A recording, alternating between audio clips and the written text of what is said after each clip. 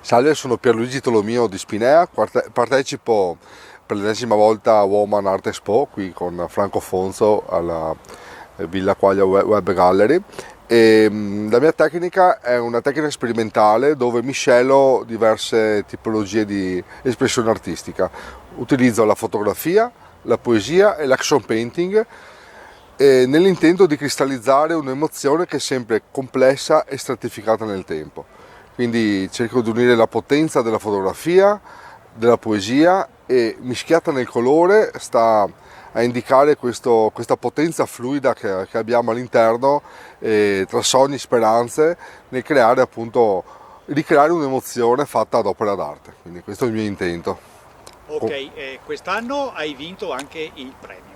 Uno o forse uno dei tanti, ma quest'anno ne hai preso uno. Questo premio va diciamo a tutto il mio percorso professionale che va da molto lontano, perché io parto dalla mia infanzia da poeta per iniziare fotografo ad età adolescenziale alle mie prime mostre, e a questi ultimi anni grazie a Umberetta Frezza, grazie a Franco Fonzo che hanno creduto in me, mi hanno fatto esporre in diverse esposizioni internazionali, e tutti gli altri galleristi e critici che hanno creduto in me e credono ancora nel mio progetto, nelle mie idee, nel fatto che io esprima, diciamo, nel mio piccolo un grande pensiero contemporaneo che abbracci dal Novecento in poi tutta la mia vita, perché io sono un uomo del Novecento proiettato nel nuovo millennio, quindi parto uomo analogico nel mondo digitale portando i valori, diciamo, della mia terra, dei miei genitori, dei miei avi, delle mie tradizioni, quindi sogni, speranze e grande coraggio nel fare le mie opere d'arte per esporre. Allora approfitto, visto che sei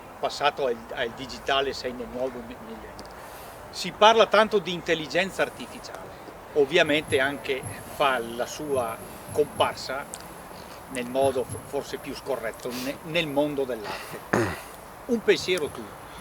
Beh, diciamo, tutte le forme d'arte sono apprezzabili e tutte competono nel loro linguaggio, no? Io, essendo un uomo analogico che fa quadri analogici attaccando pezzi e cose e foto, esprimo il mio linguaggio e mi confronto con le nuove generazioni o con quei nuovi sistemi, non ho paura di farlo, col mio romanticismo della mia generazione, contro, diciamo, un mondo magari più asettico, più amorfo, più frenetico. Io porto questo ritmo disteso, meraviglioso, virtuoso, che mi hanno insegnato i nostri nonni e i miei padri, di fare le cose fatte bene e alla grande. Quindi io porto questo input della mia infanzia e del mio presente nel futuro, quindi il meglio che posso fare nella vita lo faccio anche nell'arte, nel modo di esprimermi, ed è farlo come faccio adesso e farò nel futuro.